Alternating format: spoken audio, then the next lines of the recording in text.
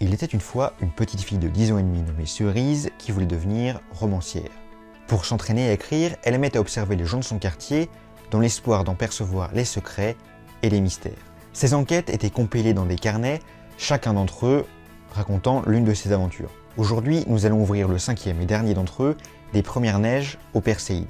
Les carnets de Cerise, c'est une série qui est scénarisée par Joris Chamblin et dessinée et mise en couleur par Aurélie Néret. C'est édité chez Soleil, collection Métamorphose. Alors, ce 5e tome, c'est un peu l'album conclusif du premier cycle de la saga. Et à ce titre, il est un peu en rupture avec ses prédécesseurs. Il ne s'agit pas là d'une enquête en tant que telle, mais d'une thérapie épistolaire. Souvenez-vous, à la fin du tome 4, la mère de Cerise avait proposé à sa fille de correspondre par écrit par l'intermédiaire d'un carnet afin que Cerise puisse exprimer son mal-être.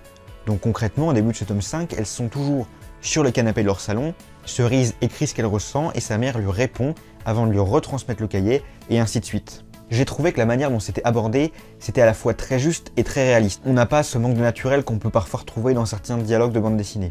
Graphiquement, ça passe notamment par la reproduction des pages manuscrites de leur correspondance au sein de l'album. La thérapie par l'écriture, c'est quelque chose qui est souvent employé auprès des enfants qui ont du mal à verbaliser ce qu'ils ressentent. C'est aussi une manière d'extérioriser leur traumatisme en le mettant à distance, c'est-à-dire en le couchant par écrit. Et le mot traumatisme, c'est justement le mot clé de ce 5e tome. En fil rouge, dans toute la série, on avait des allusions au fait que le père était sorti de la vie de Cerise, on ne savait pas s'il était disparu, mort, s'il s'était enfui. C'est un événement qui a beaucoup influé sur la vie de Cerise, et ça a forgé le personnage tel qu'on le connaît aujourd'hui. Là, cet album, il explique vraiment ce qu'il est concrètement arrivé au père de Cerise, et il propose une habile conclusion au premier cycle de la série. C'est un récit très fort émotionnellement, très lourd aussi, et parfois ça peut faire pleurer.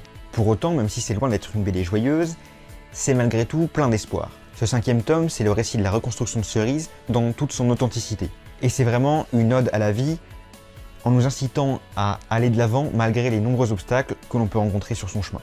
Pour en revenir à l'aspect graphique, on retrouve bien entendu le style très poétique et très illustration jeunesse d'Aurélie Néret.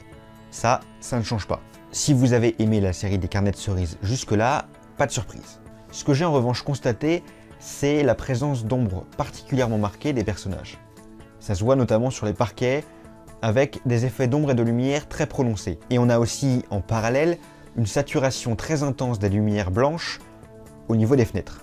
C'est quelque chose, je crois, qui participe beaucoup au sentiment de mélancolie évoqué par de nombreux flashbacks présents dans l'album. Voilà pour ce qu'on pouvait dire du 5e tome des carnets de Cerise. Quant à moi, je vous dis à très bientôt pour parler de la meilleure intégrale de l'univers.